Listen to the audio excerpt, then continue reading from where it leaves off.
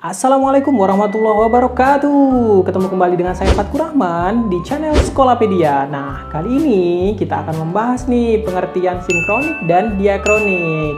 Bagaimana pembahasannya?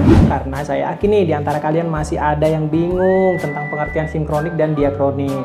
Apa pengertiannya dan apa perbedaannya? Susah ya dibedakan karena hampir-hampir mirip. Nah, bagaimana? Yuk kita simak video berikut ini.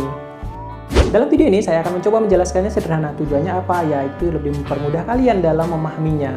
Kita mulai pertama, pengertian dari diakronik. Diakronik berasal dari bahasa Yunani loh, yaitu yang terdiri dari dua kata, yaitu dias dan kronos. Dia itu berarti melewati ataupun melampaui, sedangkan kronos berarti waktu. Begini ilustrasinya, ibaratkan lingkaran ini adalah ruang ataupun tempat. Dan di dalam lingkaran ini, ada urutan peristiwa-peristiwa yang memanjang, yang diurutkan secara kronologis. Nah, apabila kita mau melihat peristiwa di tempat ini dalam urutan waktu-waktu yang panjang, dalam urutan kronologisnya, itulah yang disebut dengan cara berpikir diakronis. Jadi tujuan konsep berpikir diakronik adalah untuk melihat apa saja perubahan-perubahan yang terjadi dalam setiap perkembangan peristiwa sejarah tersebut.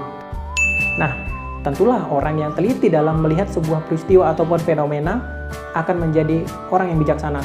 Salah satu contohnya, di era keterbukaan sekarang ini, di era informasi yang tidak terbatas, ketika orang mampu berpikir diakronik, dia akan mampu memilah mana berita yang sungguhan dan mana berita yang hoax.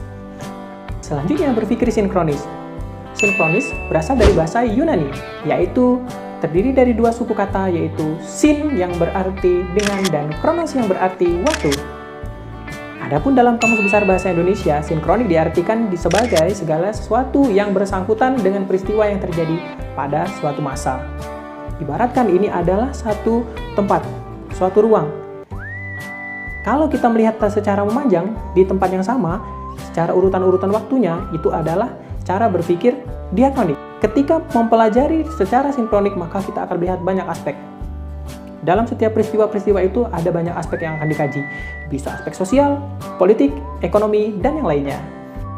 Nah, sinkronik dalam sejarah ini menitik beratkan kepada aspek-aspek yang lebih mendalam dari suatu peristiwa, tetapi masih terbatas dalam satu tempat. Kata kuncinya adalah, apabila diakronis, dia itu memanjang dalam urutan waktu, dalam satu tempat. Sedangkan sinkronis adalah dia meluas di dalam ruang ataupun tempat. Jadi, kata kuncinya, tolong ingat dua kata itu. Oke? Nah, bagaimana kalian? Apakah sudah paham pengertian sinkronis dan diakronis? Kalau belum, silakan tanyakan di kolom komentar. Dan jika menurut kamu informasi ini bermanfaat, silahkan share sebanyak-banyaknya. Terima kasih sudah menonton video ini. Sampai jumpa di video-video dari Skolapedia selanjutnya. Dah!